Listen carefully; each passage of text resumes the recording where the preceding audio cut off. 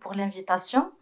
C'est avec un très grand plaisir que je prends la parole aujourd'hui à l'occasion de la première journée de formation sur la vaccination chez l'immunodéprimé.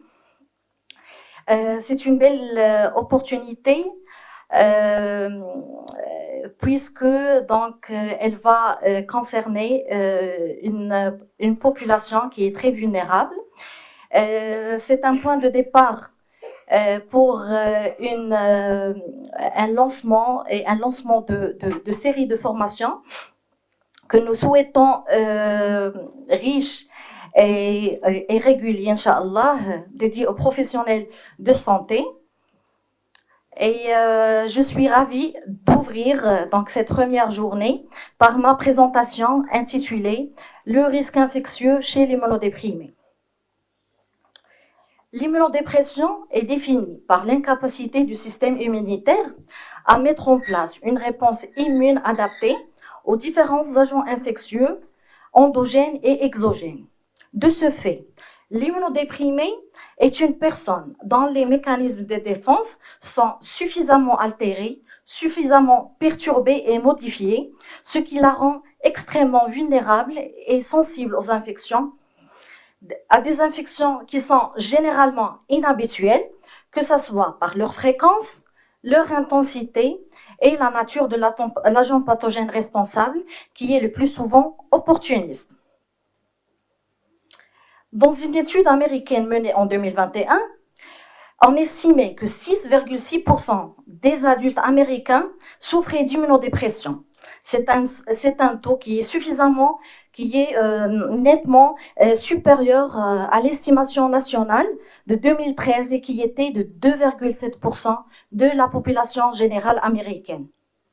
Au Maroc, il faut savoir que la population immunodéprimée est en nette croissance et le nombre ne cesse d'augmenter, probablement en raison de l'amélioration très significative du pronostic global des cancers, des hémopathies malignes, ainsi qu'en raison de l'utilisation accrue des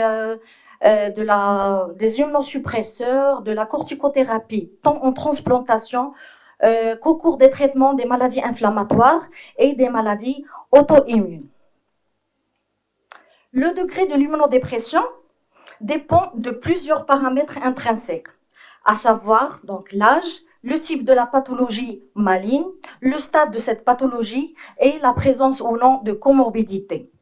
D'autre part, il y a des facteurs externes qui sont responsables aussi de cette susceptibilité accrue aux infections, à savoir la fragilité des barrières physiques.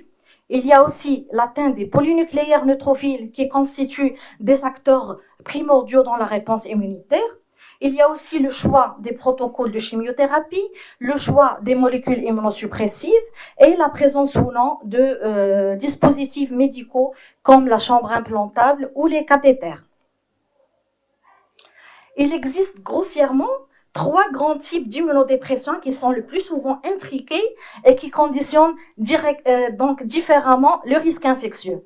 Donc on note qu'il y a la neutropénie, il y a le déficit de l'immunité cellulaire et le déficit de l'immunité humorale. Quel que soit le mécanisme de ce dysfonctionnement immunitaire, donc ça expose à un surrisque infectieux, que ce soit par des bactéries, des virus, des champignons, des parasites à la fois opportunistes et non opportunistes.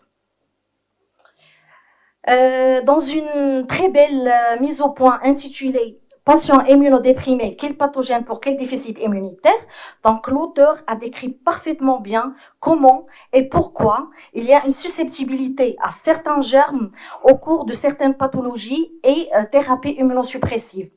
Donc, à travers cette mise au point, donc, il a aidé à orienter la démarche diagnostique qui est assez complexe, ce qui va par la suite donc aider à guider les examens étiologiques et de mettre en place donc un traitement probabiliste le plus adapté et le plus adéquat pour le patient.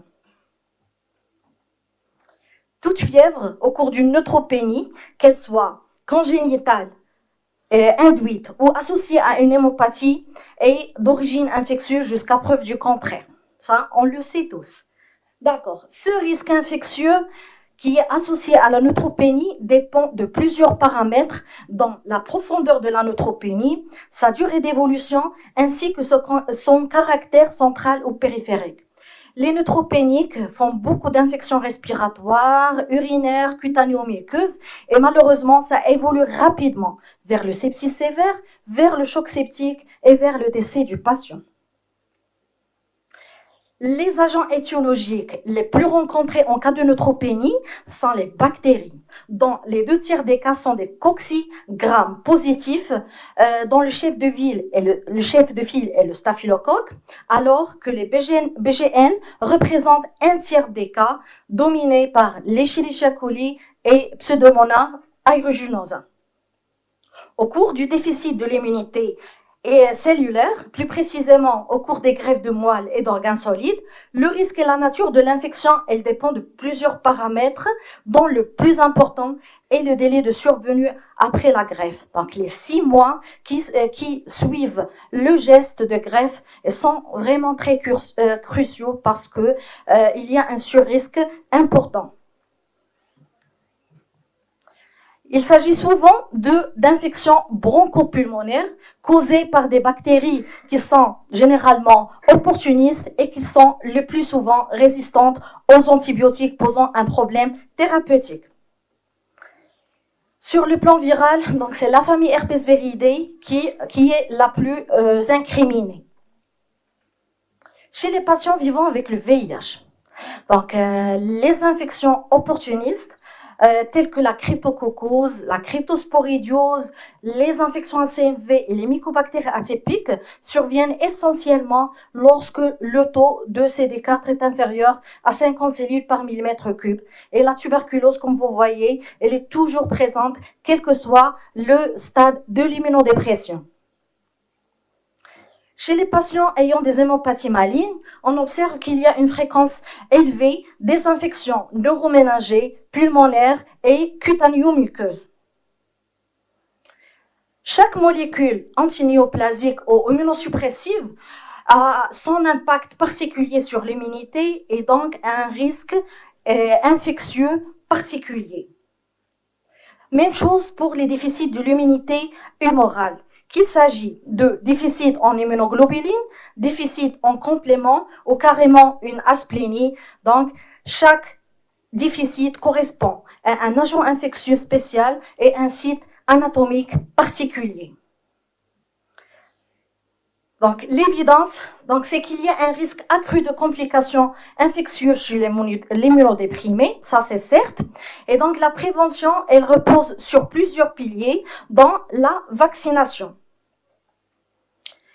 Les maladies à prévention vaccinale les plus redoutables chez les patients immunodéprimés sont l'infection à pneumocoque. Donc, dans ce bulletin annuel français de 2023, concernant les infections invasives à pneumocoque, on note que les patients immunodéprimés, tout âge confondu, représentent en moyenne 73% des cas avec une mortalité supérieure à 80%. Dans cette grande étude américaine, menée par les centres de prévention de contrôle des maladies, parle d'une incidence qui est 20 à 40 fois supérieure par rapport à la population générale, avec un taux de décès qui est de l'ordre de 20%. Dans une autre étude américaine, portant sur 1282 patients, le risque d'infection invasive à pneumocoque était multiplié par 3 à 56 selon et en fonction du type de l'immunodépression. Pour la grippe, le virus de la grippe, dans 15 à 20% selon cette étude des immunodéprimés présentant une grippe sont hospitalisés. Donc il y a un risque important d'installation ou d'atteinte respiratoire basse au cours des grippes. Il y a aussi un surrisque accru de surinfection bactérienne et fongique et avec comme conséquence une mortalité très élevée. Pour le SARS-CoV-2, Donc, dans une grande étude portant sur 20 910 patients, et bien que la population immunodéprimée ne représente que 3,9% de la population étudiée, donc elle était à l'origine de 22% des hospitalisations liées à la Covid, de 28 admissions en unité de soins intensifs et de 24% des décès enregistrés en 2022.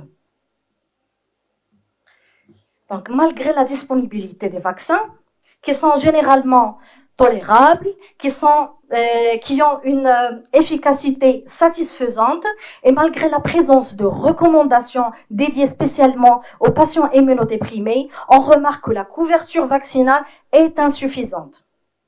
Dans cette étude tunisienne, donc évaluant le taux de couverture vaccinale contre la grippe et le pneumocoque chez les patients sous biothérapie, on remarque que seulement 11,1% des patients étaient vaccinés contre la grippe et seulement 4% contre le pneumocoque, tout simplement parce que ça n'a pas été recommandé par le médecin traitant, donc 82,9%.